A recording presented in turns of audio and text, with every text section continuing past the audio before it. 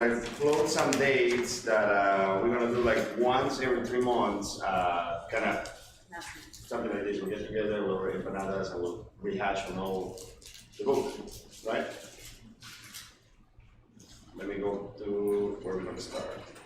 We're on the brain, right? Yeah. Yeah, that's it.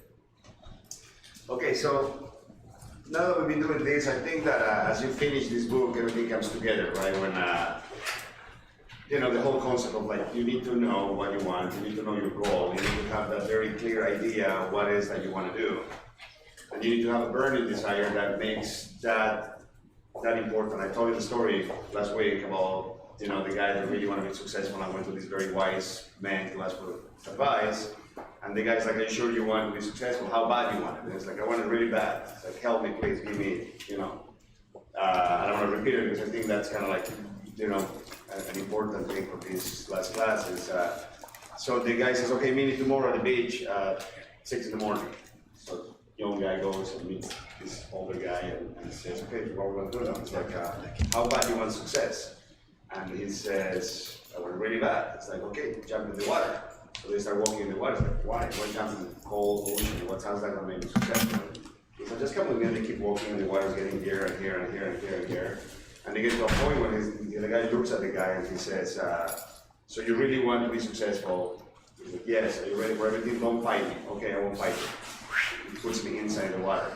He's holding me, and the guy's like about to start drowning, and he pulls it out, and he says, what was the one thought that you had when I was holding you down under the water? The one thought that you had that you couldn't get rid of it. And he's like, that I can't wait to get a, you know, breath, you know, to like come out of the water and take a deep breath. And he's like, when you want success that bad, that's when you know that you're ready.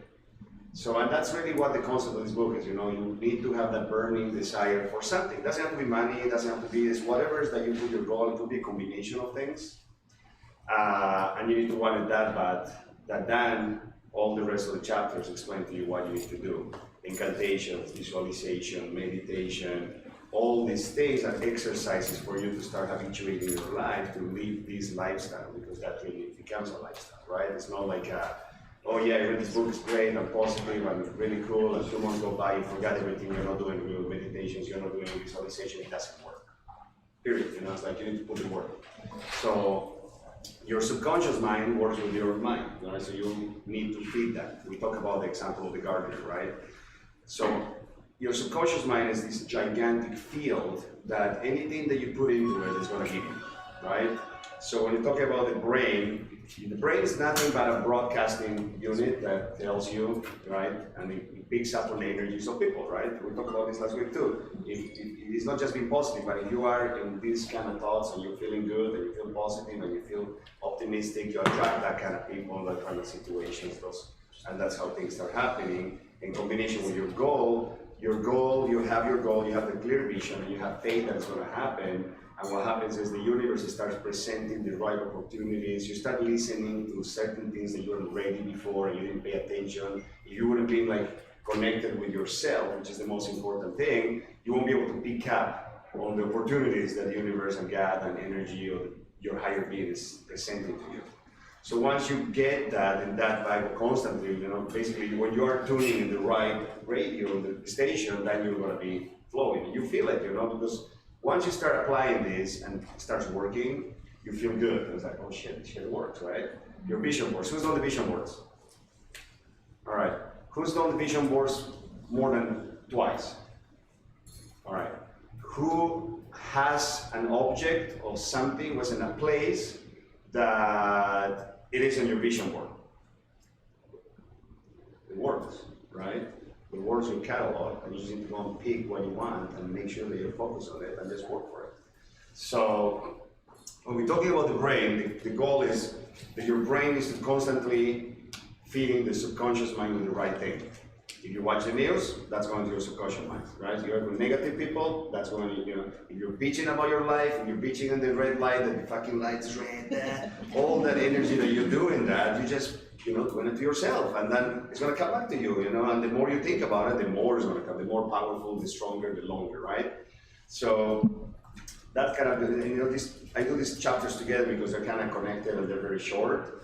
like the sixth sense. We're talking briefly about the gut feeling, right? That sixth sense that we all have, right? Like the gut feeling that you know something's right, you know you need to talk to that person, you feel attracted to somebody because you know there is that connection, or you know you're driving and all of a sudden you think about client. Have you ever done that before? Like out of the blue, you haven't talked to this person for like 5 years, and you think about that person, call them.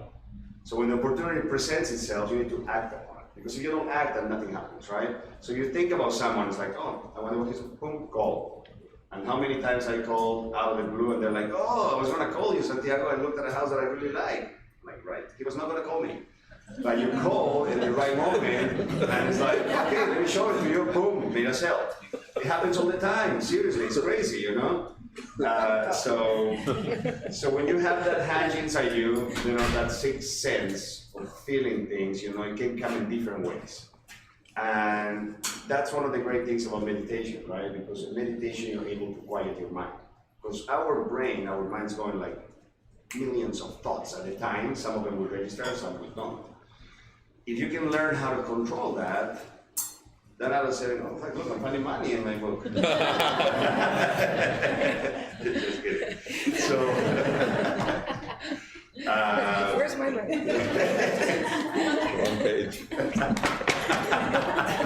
Mine's broken. Now change those words. So, you know, if you can look at your subconscious mind and your mind, right? So look at your brain as the gardener of the field of your dreams that you want.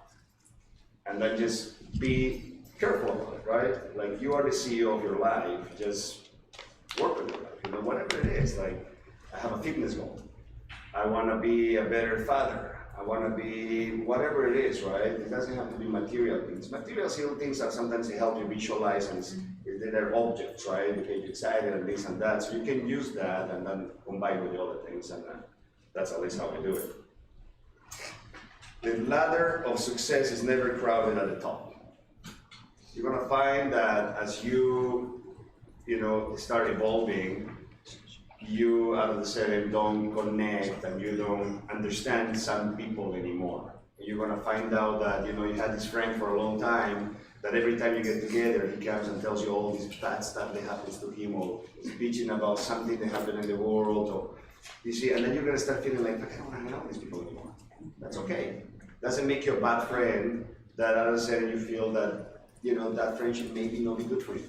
It holds you from where you need to go. You need to follow your bliss, right? And then so what you do is you find someone that you feel better, so that you have more things in common. And the more you evolve, you're gonna start like finding other people more interesting, and you're gonna start, and that's great, that you just need to like go in that direction and follow your bliss. So that's kind of like, anyone wants to say anything about the sixth sense? Anyone has experiences that you felt like there was something inside you that guided you? I think on that note, the more you use it and trust it, the more that it happens, the stronger it gets. It's like anything else. Sometimes it's off, you're a little off, and it's like don't be discouraged with that not being as precise. It's like anything else. It's a skill that you got to hone. And like you said, as you start to like get that success, it empowers or it reinforces the belief in it. 100%, and it's great that you fell off. Right? Because if it was great all the time, you wouldn't know the difference. Mm-hmm. So the law of contrast, it shows you that when you're not doing well, it makes you realize how great it feels when you're doing well. It makes you appreciate more when you have the good moments, right? So if there is no bad moments, how would you know? It would be like a boring, flat, right? But those things make you appreciate the good times, and the bad times when you fall, or when something doesn't work out, that's a learning experience. That's how we grow. Without falling, we can grow to the next level, because you don't fail. How do you know if everything's perfect? It's just flat, right? So yes. And also with the hunches, like taking action, like right away. Right away, because otherwise, like fear will set in. And yeah. like, oh, you have about 5 seconds before your mind tries to sabotage you. Mm-hmm. You feel something, do it, because within 5 seconds you're gonna walk out of yourself of doing something that you were gonna do. When we go to the ocean, Stefan's joined me more times than anyone, I think. And we're getting like into the water, and you put your first foot in that water at 6 o'clock in the morning. Yeah. It's fucking cold. It's cold, man. You're like, every single cell in your body is telling you, what, you don't need to jump in the water right now, what are you doing? It's cold, I can go back to my comfortable warm place. So you start sabotaging yourself. And why I jump in the ocean, as I told you 1,000 times, is because I show my body, my mind, who's the boss. You know, and I say it, when I'm walking in it, I'm like, I know that this doesn't make sense, and I know that everything inside me is telling me that I shouldn't do this, but I'm here to command you to jump in the fucking water. And boom! And you go in, and then you release that, you come out, and it feels fucking great, right? Stefan just says it's like a Band-Aid. You can't like do this, you gotta rip it off. You gotta rip it off, Yeah. yes. And then you come out and you feel like, great. So just like Santiago said, when you have a, feeling to call a client or whatever to call the right way, for me, this has happened multiple times where I'll have, let's say, an opportunity to sit in open house. We sit a lot of open houses, but I'll have an opportunity to sit in open house on Sunday, and I do not want to fucking sit in open house this weekend. Like, everything's telling me, like, oh, I should take this weekend off. I've sat the last 4 in a row. I don't want to sit it, this and that. But then you get this feeling inside, like, really should sit this one. I feel obligated. I'll take the next one off, but I'm going to do this one. Every time I've had that feeling where I'm trying to get out of it, and I force myself to do that open house, I've either sold that house that's sitting that weekend, picked up a buyer, picked up a listing, something great has happened at that open house every time, the one that I wanted to take off, but didn't. So I feel like when you get that urge of, I don't want to do it, but I know I should do it, just do it, because something good will happen. It's good to use that example because it's not only like you feel great about doing stuff and taking action, sometimes it's like he took action of not wanting to work and something is telling you inside, maybe I should work. There's like a little something in there, there's a reason for it, right? So one of the things you're gonna realize, and I'm sure like guys has been here, what is your 4th year? 5th or 6th. Yeah, I mean, you've been pretty much almost all of them, right? The only time that you took off is when you had a baby, I think, right? But she's been here, and you now have experience where you are more aware of shit, right? Constantly, like you leave, and then you're just kind of more aware of everything. So you're looking at it a little bit from a different perspective, and you kind of see. And then when you see the things happening that you created yourself, you feel good. And then what you need to do is, as you feel good, you need to like get gratitude in place. And once you have gratitude and you get it, then it goes and recircles and happens again, and that's called the creative process, right? Okay, anyone else? Sometimes though, I think sometimes you may even need to hear a few times in order to let it really sink in and for you to take that action. The first and second time is processing, and then the third, fourth time you're like, okay, get it. Get to it. Yeah, exactly. Yeah, And you know what? In the beginning, what happens a lot is like, you get a hunch, it's like, how do I interpret this? Does it mean that I should sit in the open house or not? Oh my God, what's my gut feeling telling me? What's the right thing to do? And then you start conflicting yourself, right? And that's because you're taking too long. You didn't act fast enough. So then you create a conflict because you have one side that's telling you, I was reading today the Daily Stoic when I was meditating this morning.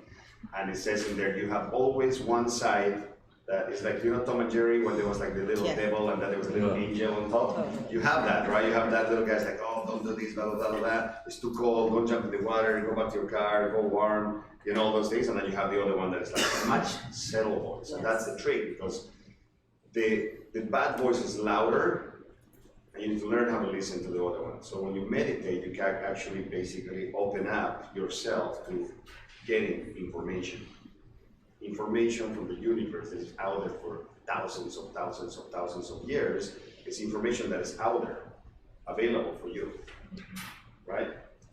Okay.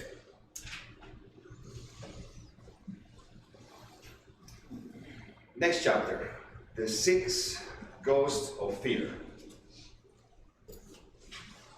Who wants to say something about this? What you get out of this chapter? A bunch of brave people. No fear in this room.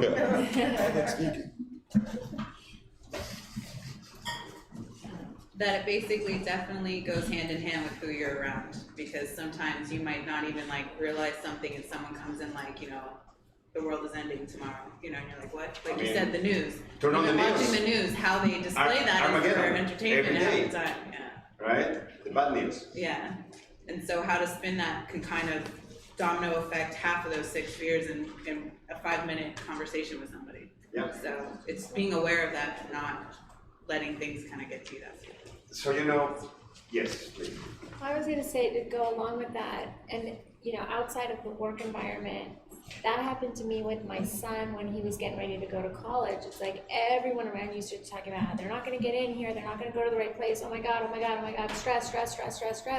And then what happened with me is that I started stressing him out because I was like, you're not gonna get in the right place, somebody's, and I let all these people tell me what was gonna happen even before we were there. And now after, he got in the right place, he's fine, he managed, blah, blah, blah. So what I've been doing now with this next group of my sons going to the next step is I've been telling them, like, calm down, there's a place for everyone, it's okay. And I'm trying to be like the opposite force that I had the first time around, because it really does snowball. Like, I let all these people do it to me, they're doing it to other people, and then all of a sudden it's like chaos. Yeah. Well, these moms start in preschool. You're not even applying, and you're not in this class. Yeah, it's freaking stressful. And it's like, David and Adrian. It's a whole school situation is so, I'm like, oh my God. David and Adrian. We had 2 schools in Bolivia. Yeah. You either were in the San Luis or you were in La Salle. That's it. There's not like this, where to go, that's all. You're like this, you're like that. It's like so complicated. David and Adrian hadn't applied their baby to preschool, and everyone was stressing her out like a couple months ago. How old is the baby? She's like 20 months, and I'm like, but when I got out of the hospital, no joke, when I go to the hospital with my first, everybody's like, you haven't applied yet? And like after a month, and I was like, I know the owner of like Sunshine, so I'm like, no, and I called her for David. I'm like, don't worry, and they're in. But literally, she was late. And all these moms stress you out in college, and I always tell my kids, like, this is so not Latin thing. I'm like, you all end up where you're supposed to be. There's a reason. Even if you don't get into those 10 schools, you're supposed to be here. You end up in real estate, you're good. Yeah.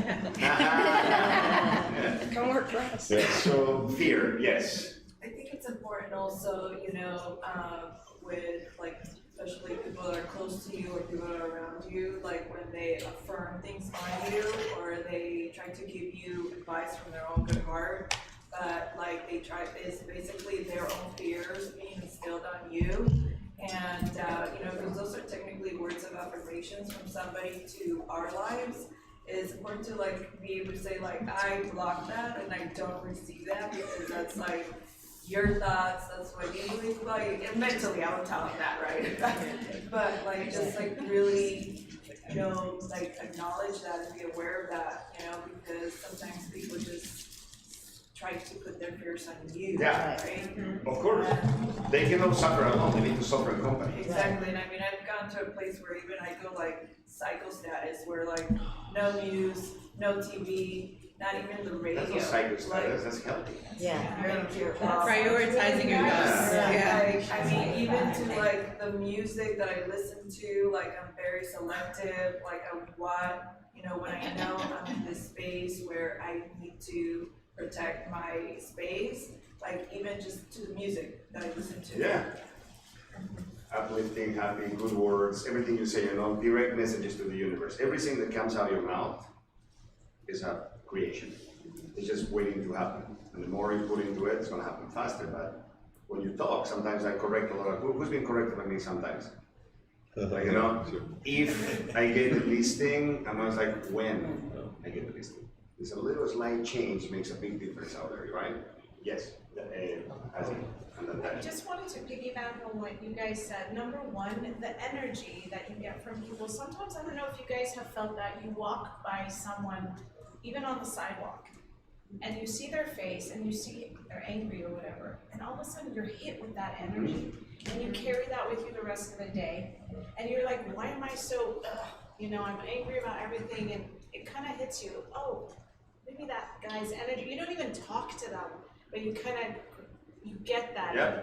Energy is passed, so if you tune into it, you can really feel it. 100%. Or when you talk to someone who's happy and just like upbeat, it just fills you up. Like every time after this class, I'm so motivated Nice. and I'm just so upbeat, and the whole day feels so good to me. And I carry that with me even throughout the next week or the weekend.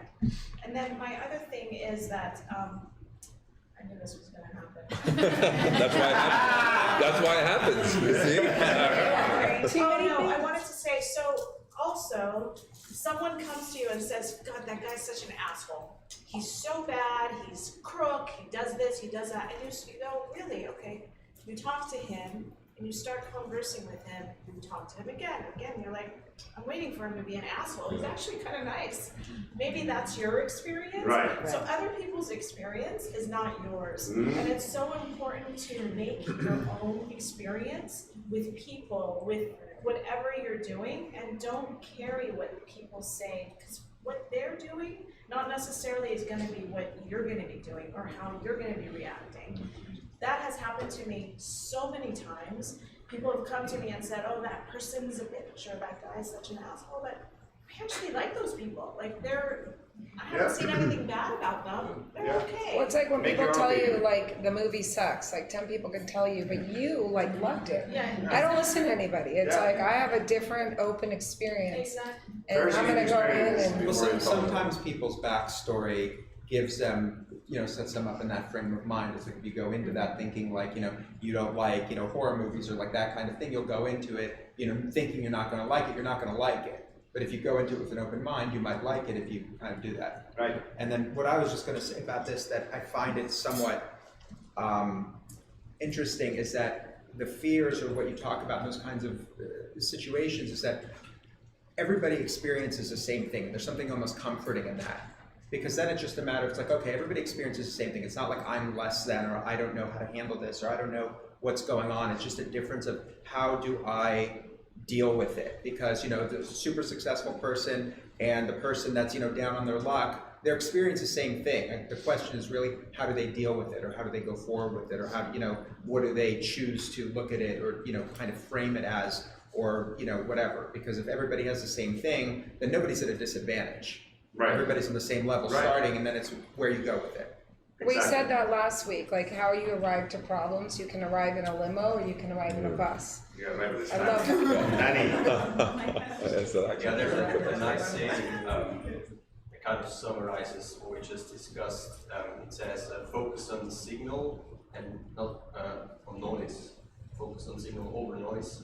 Where signal is the opportunity, it doesn't matter if it's in friendship or in business, and noise is just the naysayers, or the people that want to talk you out of an idea, or want to just be negative or whatever. So Right. For sure. that in You mind. have to find that difference. Yeah. Yeah. So, anyone else before I go? Yes. A good practice that I did, if as far as like getting people who are negative people, if you just smile, it's interesting to see. Like I did it one time. People that New Year starts, they have a resolution. I told myself, I'm just going to smile for 1 week straight, right? This is before real estate. I worked for Trader Joe's for 13 years, right? And of course, you come across all queer people, but I smiled. And you would see people walk up who were just in a bad mood, and you create this force field around you, and you're like smiling, and you're like that, and they just go, and they just go somewhere else. On the flip side of that, if you're, the way you present yourself when you smile, I was in Hidden Hills at one of our events a few weeks ago, and we're just having a great time, and you just start attracting all the people who are in a good mood. And it works both ways, but try it.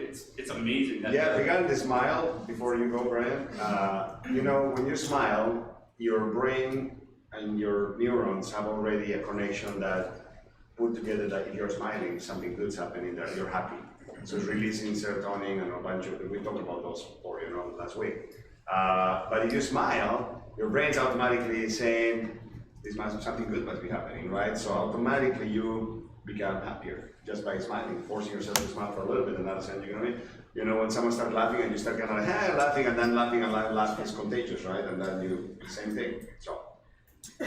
Yeah, I think there's two different categories of people, right? There's people who maybe have grown into a way of behaving that, could be negative, but when I see somebody down, I look at it as an opportunity, Not like anything other than like you're pointing out, maybe smiling, but you know, we don't know, as was mentioned in previous, what life circumstances are going on with people. No. And it could be such a subtle little thing that your energy and what you do can uplift their whole day. Exactly. You know, with such a little thing. Not that it has to be that way, but to me, it's an opportunity. I mean, that's just how I'm built. Yeah. If I will, where I can, enrich people in every way in their lives and little things. When I'm driving a car and people are driving along and somebody's cutting me off, I'm so at peace because I look at it, go, I don't know if that person's rushing to pick up their kids because their wife's in the hospital or what it is. I put it on that kind of note. Yeah. And I say, I really don't know what those circumstances are. And hey, you know, on something like that, you know, there's things that could be more deliberate in your direction in your day. But I certainly, you know, like again, if somebody has that energy, it's an opportunity for me to uplift their day, and maybe that passes around, comes right back around in other ways to other people that I'm around or care about. But yeah, I really, anytime somebody's down, I'm digging in, you know, and so I think that's one of the things, like if the energy's there, that you could turn around with such a little speck of it, make a huge difference. So just want to throw that out there. This is a choice, like, do you guys keep it on? Look at that. Excuse me. It's a choice you make whether you, in every situation, everything that happens, whether you wanna be happy or not. The situation is just a situation, right? You went out, I gave you the example when someone backed into my brand new car. You know, it happens, right? Now you can make it work by bitching about it, thinking about it over, like when I get parking tickets, right? I gave you this example 1,000 times. You go outside your car, you get a parking ticket, $50, $60, whatever. You grab the ticket and you feel, but oh man, all the things that make you realize like what I done wrong to get a parking ticket, I should have parked over there, I should have done, you can't go back. It's happening, it's done. You can go back to your office, put the ticket there, like, fucking ticket, and think about it, and talk about it, and continue to talk about it, and every time you're talking about, you're feeling how upset you are that you got the parking ticket, or you can just grab the ticket, pay it right away. That's what I do, I bring it to Laura, I've been bringing it a lot lately.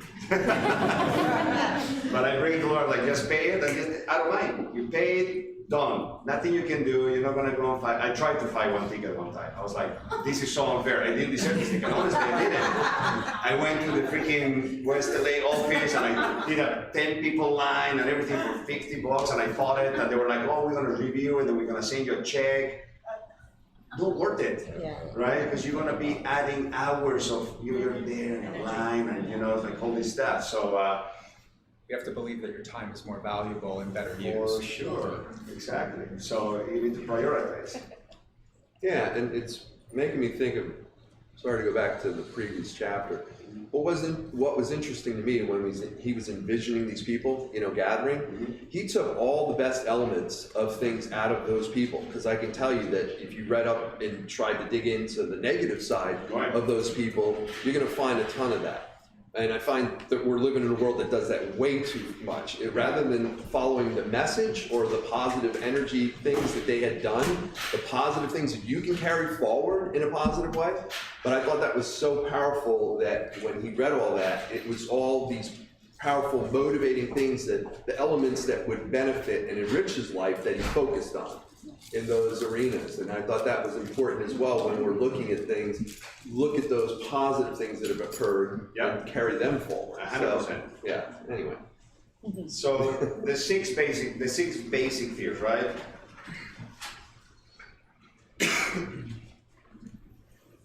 I'm gonna read it. Fear of poverty. You know, we obviously don't want to be poor. That's why we're working and we're doing this. You want to improve yourself to get better because you want to have money, because we live in a world that with money you can develop yourself better, right? Not only that you can buy the things you want, that you want to have this, or you want to have this, or you want to be this, but you can truly improve your life by having better experiences, by traveling, knowing the world, hiring someone to teach you how to play the guitar. All those things you need. We live in a world where like we need money, right? So fear of poverty is a very common thing, right? You don't want to be poor. Fear of criticism, right? You don't like when people criticize you, what people are going to say. You know, we're all so worried about what people are going to say.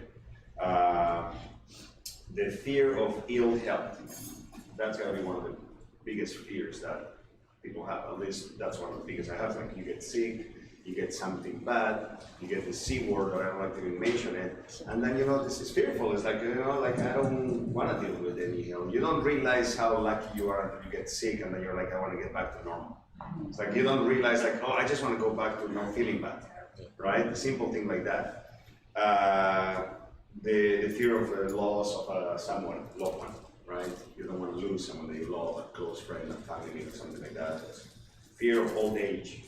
A lot of people have fear of old age, right? It's like, you don't want to get old, you're getting tired or whatever. And the fear of death, which I actually have absolutely zero fear of death.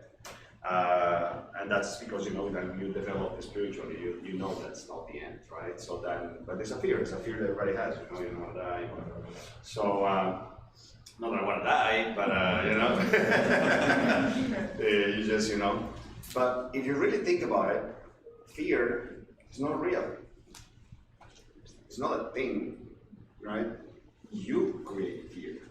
When you were a baby, think about it, okay? There's a baby on that table, it's the size of that laptop, right? And there's a guy like me that comes to the baby. Hey, baby! Have you ever seen a baby being scared? They have no fear. They're just, smiling, and they're all those big guy coming to them, like, holy shit, I'll be scared, right? Gigantic. But think about that baby, is like, doesn't have fear. Babies don't have fear. They develop fear because something happens, like, don't, because you're protecting, obviously, and you need to, right? Because, babies cannot just survive on their own. But fear gets developed as you, live life, right? Now there are people that are more fearful because their lives, their circumstances have put them in a place where there's more fear. They've been in circumstances that are more fearful about it. But really, fear is not real. You create fear, right? What's one of the best ways to attack fear? Faith, right? And we talked about this too, many years. I don't know if I'll talk about this session around, but fear and faith, you cannot have both. You cannot have a little bit of this one and a lot of this one, or a lot of this one and a little bit of this one. You cannot have 50-50. They just don't go together. It's like oil and water. They can coexist. Because if you said, I'm faithful and I know I'm going to do this, but in the back of your head it's like, yeah, but what if?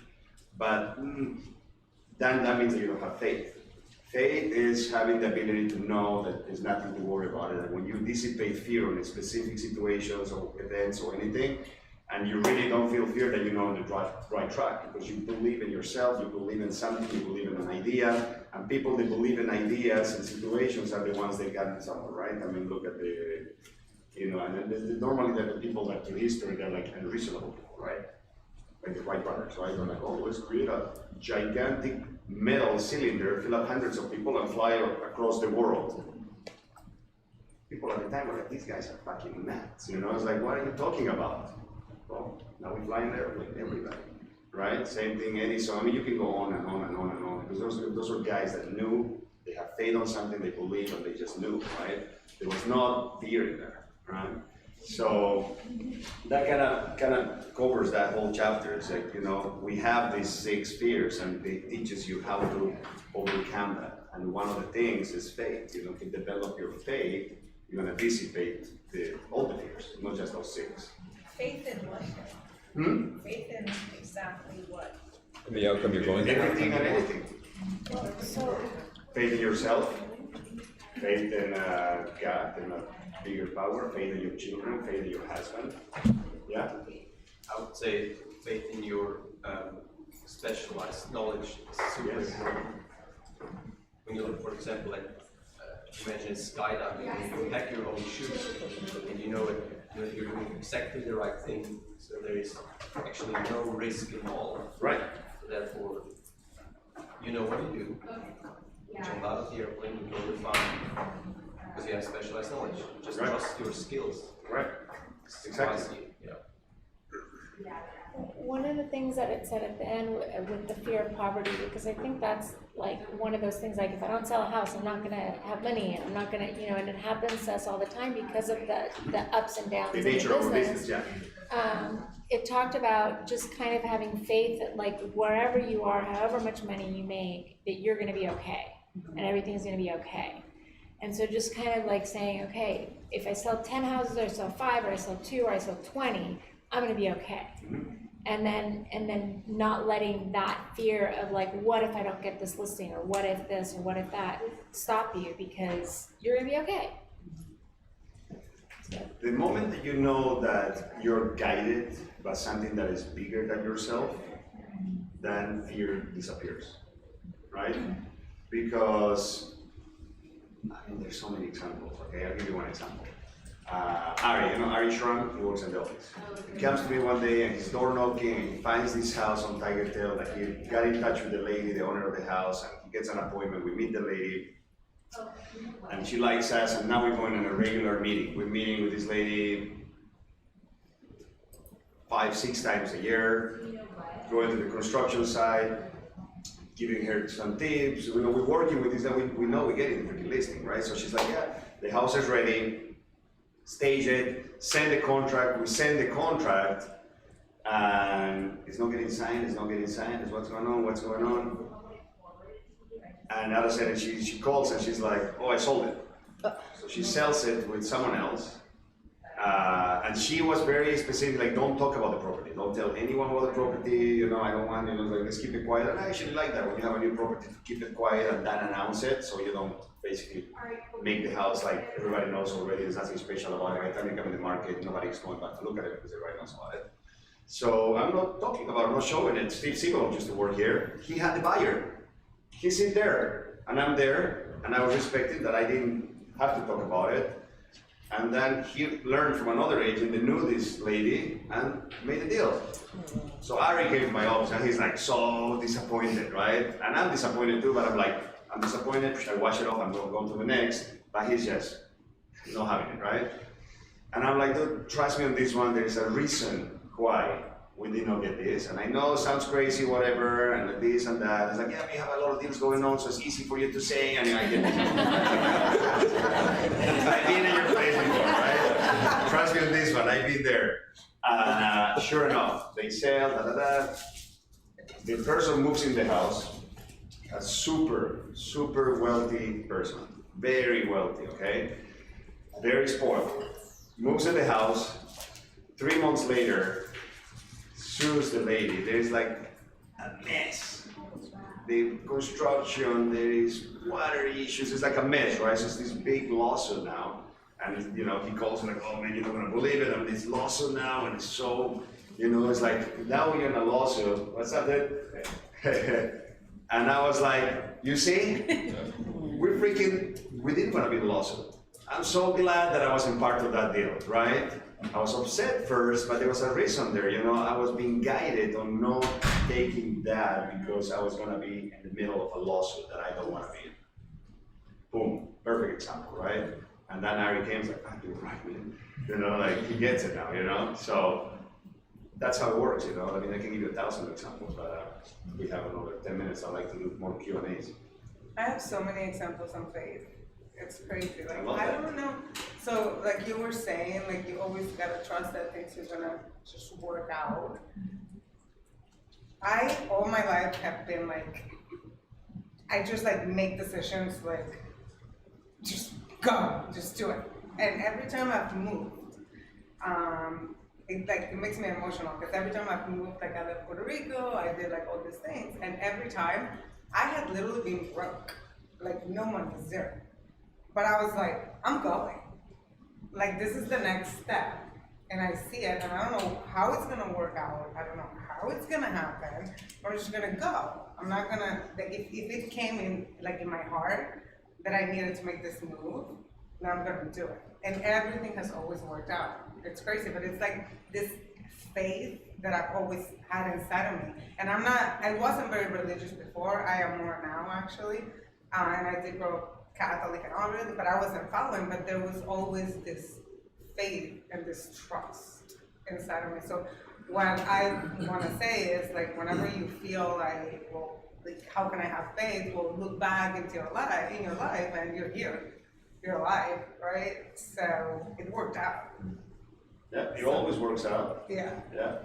I heard this crazy story this week, and it reminded me of this. It was this woman told me she met this woman, and ever since she was 20, she wrote down on a piece of paper the exact guy she wanted to meet. He was gonna be tall, dark, and handsome. I was like, no shit. Literally,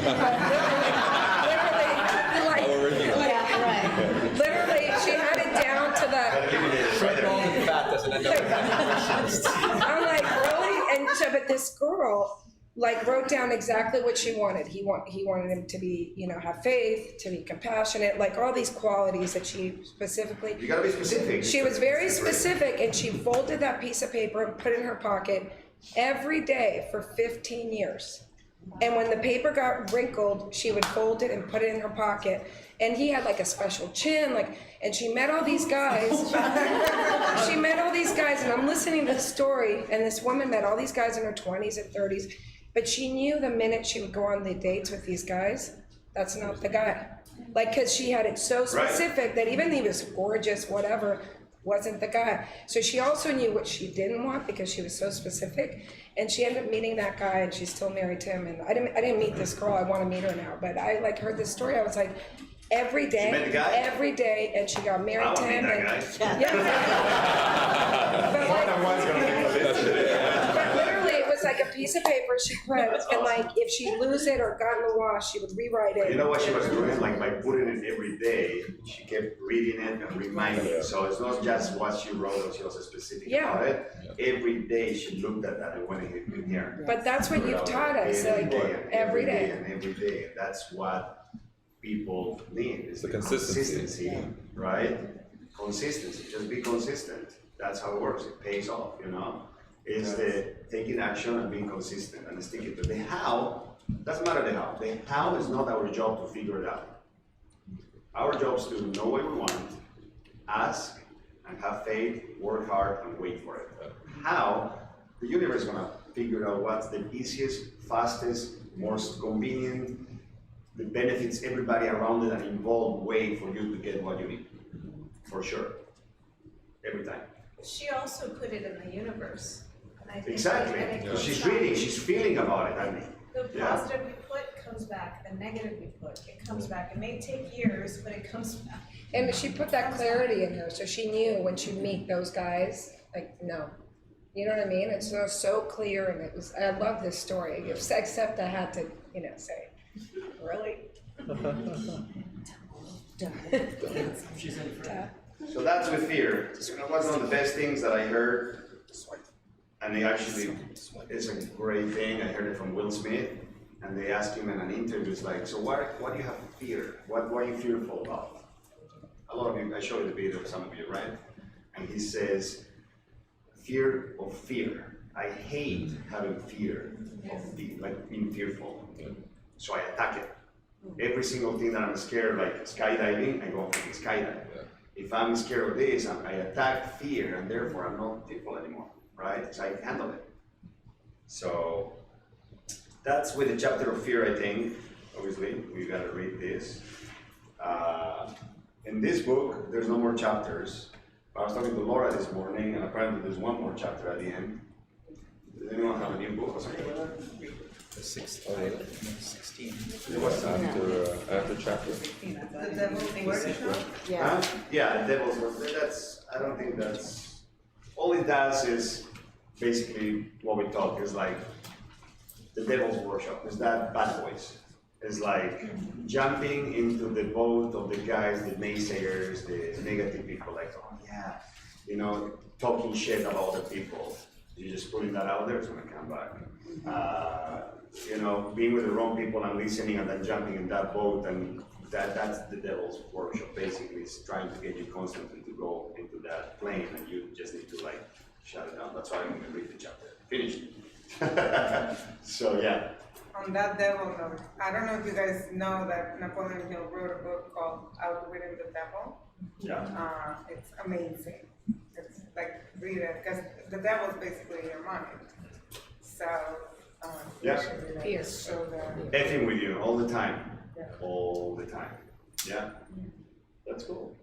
All right, guys. I'm Yes. just gonna make one real quick point about everything we've been talking about, is that like saying the affirmations and having that desire that you have, that it is good that we keep saying keeping that open mind, because maybe you're trying to get to here and you don't wanna miss out on opportunities here. It could be a blessing or a lesson for something else. or just giving back to the universe. You know, you might be able to help someone with a problem. So don't be so fixated on yourself and your goal that you forget about everything else that's going on. You gotta But be it is flexible. good having that perception of not letting people drag you down, but just take it from the position of how can I help lift them up, you know? And you gotta be flexible because also you're gonna change. Like even with this book, I mean, I read this book 40 times, okay? And every time I read it, I find something new. But that's not because the books, if you look at my books all beat up, I have a freaking, for so long, I even have $1 in there. The book doesn't change, you do. So next year when we get together and do this course again. Next year. It's next year, 3 right? months. No, but like the full course, you know? 6 months. So in 6 months, thank you for that. We're gonna read it again, and you're gonna find stuff in there that you didn't really capture now, but it's new to you, but that's because you change. You evolve also, and you change, and now you're ready for a message that you weren't ready before. So same thing with your goals. Sometimes like, oh, I really wanted that, but I'm not really anymore. You change a little bit, and now you're looking at another thing. So you're flexible because you know, overall you're going that way, but it doesn't be like so straight, you know. Sometimes you just do this and learn, and you know, you change things a little bit. But yes, a lot of times we get so focused on the door that is closed that we forget all the other doors are open at the window because you're just looking at that one door and it's like, hey, dude, you can get out all these other ways and there's all these other opportunities, but you're just so fixated in one thing, doesn't make it look. So you need to be open, yes, for sure. Yeah, I want to say that you gotta be flexible because sometimes you get stubborn on one thing and the universe is telling you to go to other directions and you start failing and get frustrated because you cannot, you know, go through that direction when everything is telling you to go to the other place, you know? And you get stubborn and you're not self-aware of what's happening. And sometimes your faith, you think it's your faith, that's something else. It's your ego that's, you know, driving you through the wrong direction when everything else is telling you to go to the other one. And you get frustrated and you get unhappy. So you have to be very careful not to do that, you know? Yeah. To confuse those things, yeah. These are my buddies from Bolivia, by the way. The Bolivian. Pablo and Paulo, they're listening. They leave on Monday morning, so they join us today. Nice to meet you. So look, guys, it's been a lot of fun. I enjoy doing this a lot. It's a cool thing to get together and have a good chat. And you know, this is our mastermind group that we support each other, we talk, and we have things in common, and we discuss, and we learn, and we grow. We learn from others' experiences. I have a lot of fun doing this, and I'm gonna try to get together more often. Like, you know, I'm gonna do like at least 3 times before or 2 times before we do the next course, so we can just kind of reinforce, because you know, we're going our own days and our own life, and you kind of let a little sidetrack, and you're not doing the meditation every day. You're doing it every other day, and then you're doing it only once a week. So you need sometimes a little reminders, like, hey, just get back into your horse and, you know, be consistent. So we need that support, and I think it's fun thing to do. I'm very grateful for you, and I'm grateful for everyone here, and I think we need to remember that we have each other, and we have these doors, and we are in this great company, and we're healthy, and I'm so grateful that you've done this. Really, it's changed my life. I'm grateful too. Thank you guys for being here. This was the most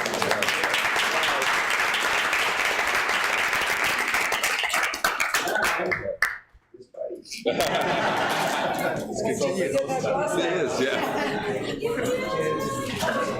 Where's Billy?